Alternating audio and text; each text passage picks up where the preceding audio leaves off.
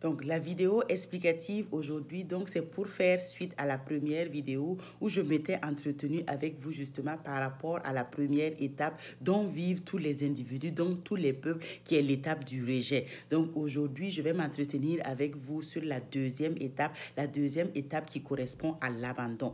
Donc, abandonner, ça veut dire partir, laisser sans soin, ne pas s'occuper. Donc, abandonner quelqu'un, ça veut dire dire que je ne peux pas. Voilà, donc on laisse la personne, on l'abandonne, on ne s'en occupe plus et puis on s'en va. Donc, une personne, donc des individus ou des peuples dont la période dominante a été l'abandon, ce sont des gens dont le sentiment premier, l'émotion première là, est la tristesse.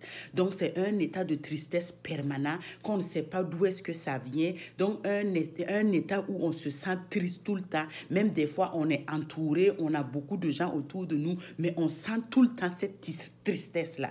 Donc, la première émotion étant la tristesse. Donc, ce qu'on a le plus peur, c'est la solitude quand on est dans l'état de l'abandon. Donc, mais malheureusement, cette étape de l'abandon dont vivent tous les peuples, par lequel passent tous les peuples, est nécessaire parce que la période de l'abandon doit permettre à l'individu d'aller être en contact avec son autonomie, sa capacité à se soutenir lui-même. Voilà. Donc, la période de l'abandon là est marquée par la phase où justement, si on prend par exemple dans une famille, des enfants qui ont été élevés dans une famille dont l'un des parents est manquant. Donc, une famille, par exemple, où le père était absent, ou une famille, par exemple, où la mère était absente. Donc, par rapport à l'abandon, c'est le fait que l'individu doute de sa capacité à se soutenir lui-même. Donc, ça veut dire, par exemple, les garçons, dont un garçon dont dans sa vie, la mère a été absente, va avoir peut-être une blessure au niveau de l'abandon qui va être plus prononcée. Et comme une fille aussi, dont dans la vie, le père a été absent, va avoir une période de l'abandon plus marquée.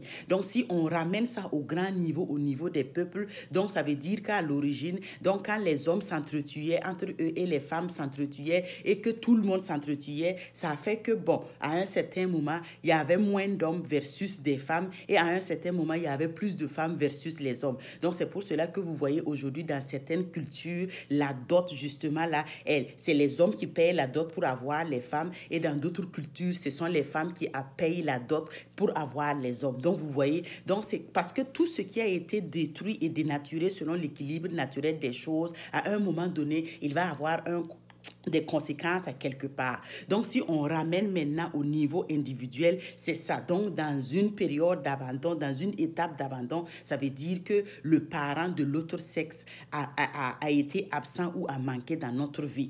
Donc, maintenant, quand on a été dans ce processus-là, donc quand on a été dans une situation justement où notre étape de vie a été marquée par l'abandon, donc l'émotion première, comme je disais là, c'est la tristesse et la plus grande peur, c'est la solitude. Donc, le défi, quand on a été marqué par cette période de l'abandon, c'est d'aller reconnecter avec notre confiance en soi, de s'assurer qu'on est capable de soutenir soi-même.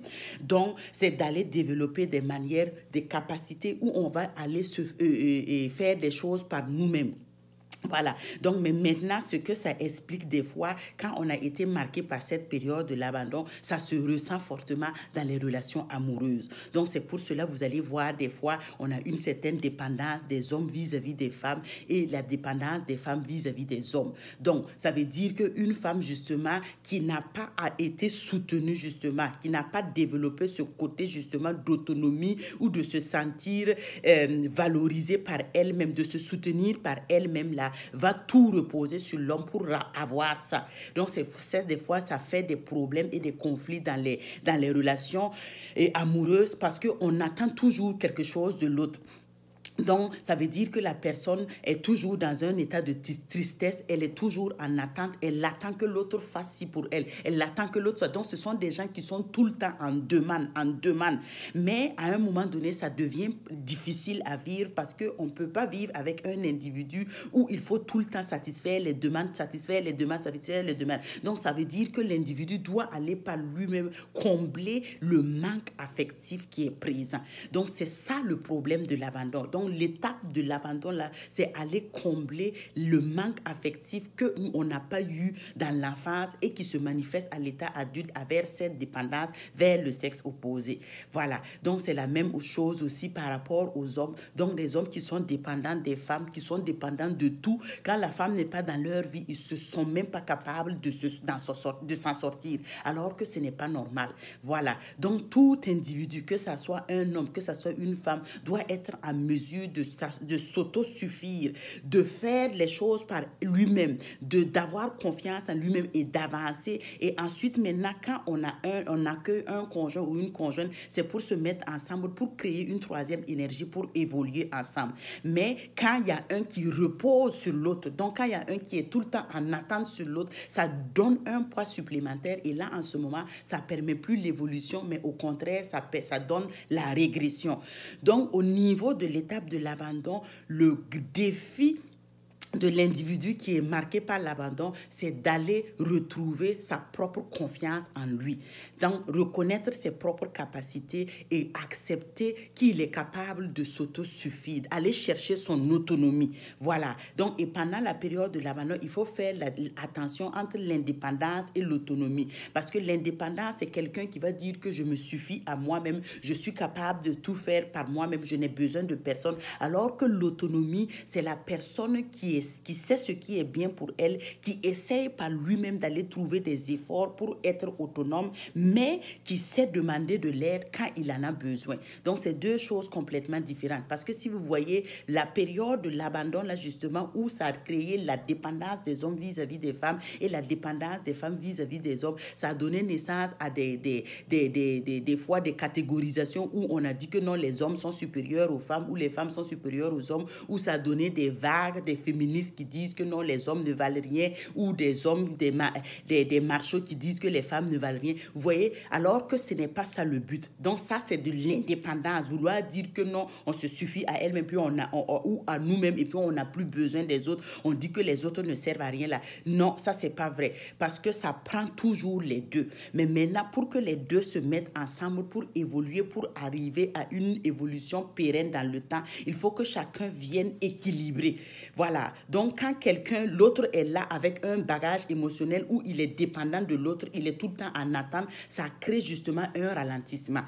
Voilà. Donc, en fait, au niveau de l'abandon, là, c'est de vraiment retourner à la source et puis de se donner l'amour et l'affection qu'on n'a pas manqué. Qu'on a manqué du moins, pardon. Donc, si on est capable justement d'aller reconnaître que le fait que je suis tout le temps en attente vis-à-vis des autres, j'attends que les autres fassent ci pour moi et des fois même j'exige que les autres fassent ci et tout ça pour moi sans même pour autant prendre la peine d'essayer, ça veut dire que c'est mon étape de l'abandon qui est activée et il faut aller seulement que je me recentre et voir que non, ce que j'attends des autres là, je suis capable de me le faire à moi-même toute seule. Voilà, ou tout seul. Voilà. Donc, ça fait que quand on équilibre à ce niveau, donc on va avoir des hommes équilibrés et centrés, et puis on va avoir des femmes équilibrées et centrées aussi. Donc, vous allez voir en ce moment que quand l'homme se met avec la femme, les deux se mettent ensemble pour pouvoir évoluer. Il n'y a plus un qui compte sur l'autre. Donc, en ce moment, la dynamique de la relation n'est plus pareille. Voilà. Donc, on n'est plus en attente de l'autre, on est ensemble, on forme une équipe pour avancer. Voilà. Donc, la période de l'abandon, là, elle est des fois très, très souffrante parce que le problème, c'est quoi?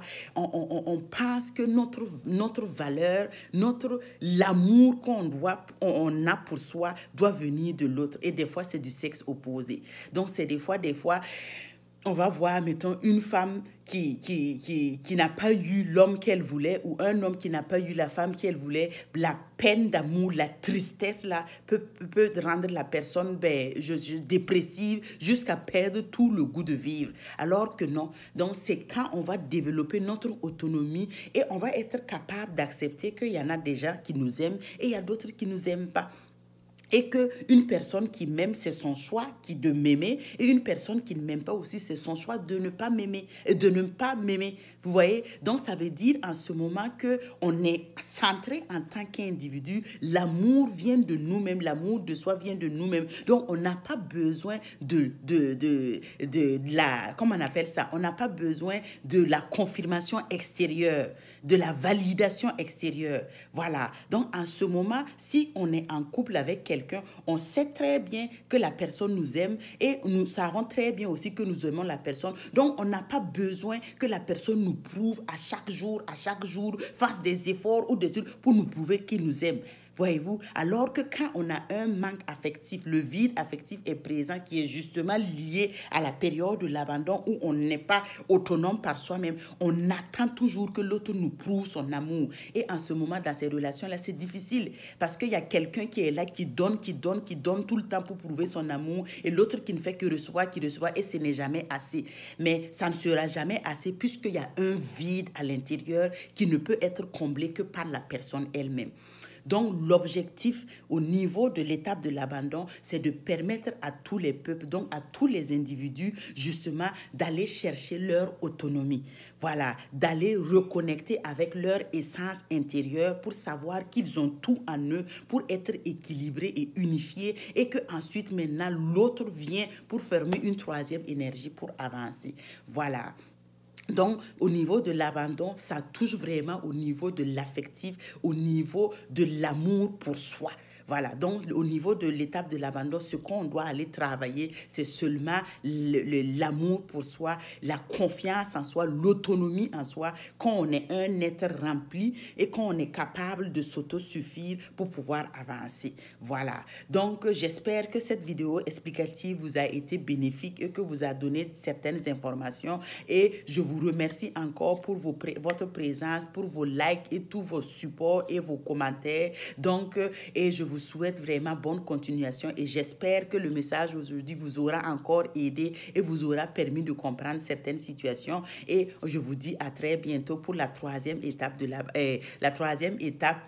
que vivent tous les peuples qui est la période de l'humiliation. Voilà, merci beaucoup. Je vous souhaite une excellente journée. Je vous embrasse très fort et paix et calme intérieur. Namasté.